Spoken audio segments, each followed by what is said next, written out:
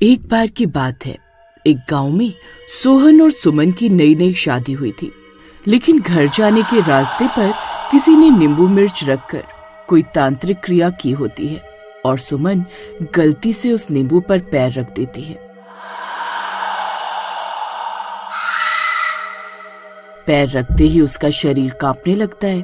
अरे की हुआ बहू, तुम कांप क्यों रही हो? अरे नहीं, यह क्या अनर्थ हो गया। किसी ने रास्ते पर तांत्रिक क्रिया की हुई थी। सुमन बेटी ने उस पर पैर रख दिया। हाय मर गई रे, हम तो लुट गए, बर्बाद ही हो गए। अभी तो डोली घर भी नहीं पहुंची थी और मेरी बहू पर किसने जादू टोना कर दिया। आय, अब क्या होगा? अरे माँ, तुम भी क्या इन अंधविश्वास में मानती हो?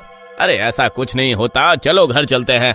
फिर वो सब लोग घर पहुंच जाते हैं, लेकिन उन्हें नहीं पता था कि उनकी जिंदगी अब बदलने वाली है। बहू, तुम बहुत थक गई होगी, अब तुम कमरे में जाओ और आराम करो।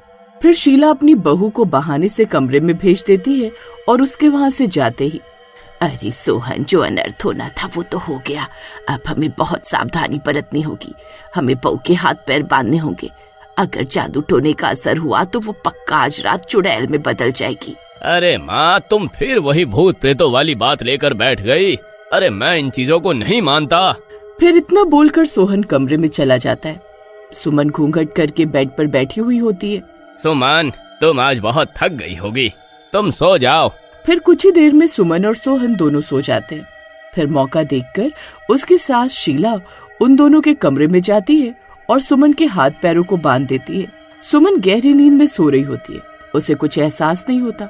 फिर शीला चुपके से कमरे से बाहर आ जाती है। शुक्र है मैंने इसे बांध दिया। अब अगर कोई अनहोनी हुई तो कम से कम मेरा बेटा सुरक्षित रहेगा। फिर आधी रात होते ही सुमन का शरीर कांपने लगता है और देखते ही देखते वो चुड़ैल में बदल जाती है।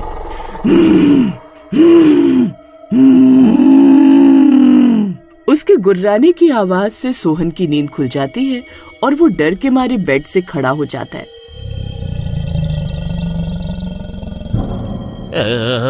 अरे हे भगवान, अरे सुमन, ये क्या हो गया? अरे नहीं नहीं, अरे माँ जल्दी आओ। फिर सोहन की आवाज सुनकर शीला भागती हुई उनके कमरे की ओर जाती है। अरे मर गए रे, जिस बात का डर था वही हुआ। मेरी बहू तो सुहाग रात वाले दिन ही चुड़ैल बन गई। हाय रे, हम तो लुट गए, बर्बाद हो गए। सोहन, तू कल ही से इसके मायके छोड़ कर आ। अगर ये यहाँ रही तो हम सबको कच्चा खा जाएगी। अरे नहीं माँ, तुम ये कैसी बातें कर रही हो? सुमन अब हमारी जिम्मेदारी है। इस मुसीबत से हमें ही निपटना होगा। ए बुढ़िया, खोल मुझे, खोल। तूने मुझे बांधा था ना, खोल। आजाद होते ही सबसे पहले तुझे ही खाऊंगी। अरे मर गए रे, ये तो मुझे ही खाने की बात कर रही है। सोहन देख रहे, तू कुछ कर, इस मुसीबत का क्या करे अब? हम सुबह होने का इंतजार करते हैं। सुबह गांव के पंडित जी को इसके बारे में बताएंगे। फिर रात भर वो चुड़ैल गुर्राती रहती है और सुबह होने पर वो चुड़ैल वहाँ से चली जाती है और सुमन ठीक हो जाती है। अजी क्या हुआ? आपने मुझे बांधा क्यों हुआ है? अरे सुमन, रात में किसी काली शक्तियों ने तुम्हें अपने वश में कर लिया था, इसलिए मजबूरन हमें तुम्हें बांधना पड़ा। फिर वो लोग उसे गांव के पंडित के पास लेकर जाते हैं।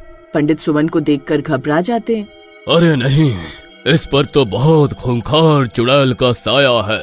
ये मेरे बस की बात नहीं है। मैं इसमें तुम्हारी कोई मदद नहीं कर पाऊंगा। तुम्हें इसे बालाजी महाराज के मंदिर ले जाना होगा, वहीं तुम्हारी सारी परेशानियों का हल मिलेगा। फिर वो तीनों शाम की बस पकड़कर बालाजी महाराज मंदिर की ओर निकल पड़ते हैं।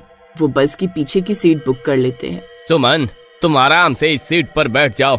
सफर लंबा है, इसलिए अगर थकावट लगे तो लेट जाना। मैं ठीक हूँ जी, आप मेरी फिक्र मत कीजिए। अरे सोहन बेटा, वो रस्सी तो रख ली थी ना, हो सकता है आज रात भी हमें उसकी जरूरत पड़े। हाँ माँ, आप फिक्र मत कीजिए, मैंने सब सामान ध्यान से रख लिया है। उसी बस में 3 मनचले भी सफर कर रहे होते हैं। वो सुमन की आगे वाली सीट पर बैठे होते हैं। अरे हीरा भाई, पीछे तो देखो, कितनी सुंदर भाभी बैठी है।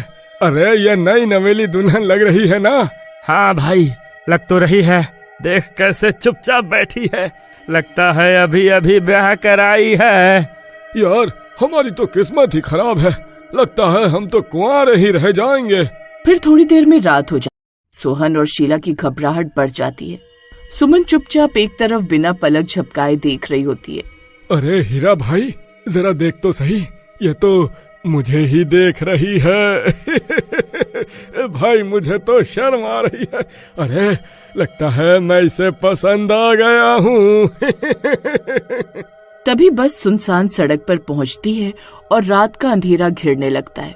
अचानक सुमन का चेहरा फिर से बदलने लगता है। उसकी आंखें लाल हो जाती हैं और हाथ कांपने लगते हैं। अरे माँ, ये फिर से शुरू हो रहा है। जल्दी रस्सी निकाल वरना देर हो जाएगी। दोनों मिलकर सुमन को फिर से बांध देते हैं। बस में बैठे यात्री घबरा जाते हैं। अरे यह क्या तमाशा है? इतनी सुंदर औरत और तुम इसे इतनी बेरहमी से बांध रहे हो। अरे भाई साहब, ये मेरी पत्नी है, इसके ऊपर चुड़ैल का साया है, कृपया कोई पास मत जाए। तभी सुमन गुर्राने लगती है। मुझे खोलो वरना इस पूरी बस को नष्ट कर दूंगी। अरे मर गए रे। अरे कमबख्तो, इस चुड़ैल को बस में लेकर कहाँ घूमने निकले हो? क्यों बाकी लोगों को मरवाना चाहते हो? अरे कालिया भाई, ये तुम्हें ही देख रही थी। अगर इसने रस्सी तोड़ दी तो ये सबसे पहले तुम्हें ही मारेगी। अरे नास मिटे, अरे शुभ शुभ बोल। अरे अभी तो मेरी शादी भी नहीं हुई है। तभी बस ड्राइवर को बस में चुड़ैल के होने का पता चलता है तो वो घबरा जाता है और बस रोक देता है। अरे भाई साहब, यह क्या मुसीबत है? मुझे डर लग रहा है। तुम अभी के अभी इस चुड़ैल को लेकर बस से नीचे उतरो। अरे नहीं भाई साहब, ऐसा मत करो। अरे इतनी रात गए इस जंगल में, हम कहाँ जाएंगे? भाई बस चलाते रहो, हमें बालाजी मंदिर पहुँचा दो, यही एक हमारी आखिरी उम्मीद है। अरे नहीं नहीं, मैं ये सब नहीं जानता, तुम्हें अभी के अभी बस से उतरना होगा। अरे नास बेटे, तुझे एक बार में समझ नहीं आता क्या? हमारा मंदिर पहुंचना बहुत जरूरी है। अगर किसी ने हमें जबरदस्ती बस से उतारने की कोशिश की, मैं इस चुड़ैल की रस्सियां खोल दूंगी, फिर उसके बाद जो होगा उसके जिम्मेदार तुम खुद होंगे। ये सुनकर सब लोग डर जाते हैं और उन्हें बस से नहीं उतारते। वो चुड़ैल गुस्से में गुर्रा रही होती है।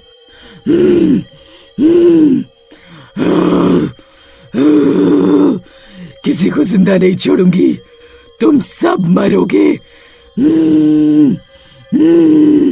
अरे चुड़ैल जी, अब बिस्कुट खाओ। खा लो खा लो। तभी चुड़ैल को गुस्सा आ जाता है और वो अपनी रस्सियां तोड़ देती है।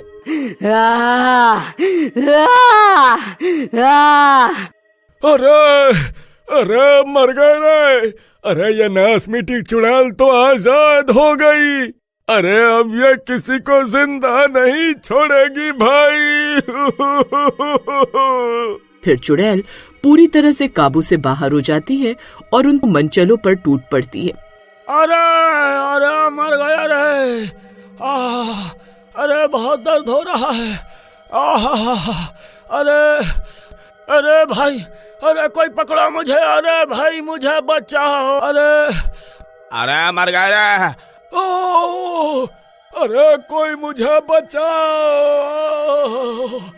बस के अंदर चीख पुकार मच जाती है। तभी मंदिर भी आ जाता है। ड्राइवर, अरे जल्दी मंदिर ले चलो वरना हम सब मर जाएंगे। ड्राइवर पूरी स्पीड में बस मंदिर के गेट पर रोक देता है। सोहन और शीला किसी तरह सुमन को पकड़कर मंदिर के अंदर ले जाते हैं। मंदिर के पुजारी तुरंत घंटियां बजाने लगते हैं और हवन कुंड तैयार कर लेते हैं।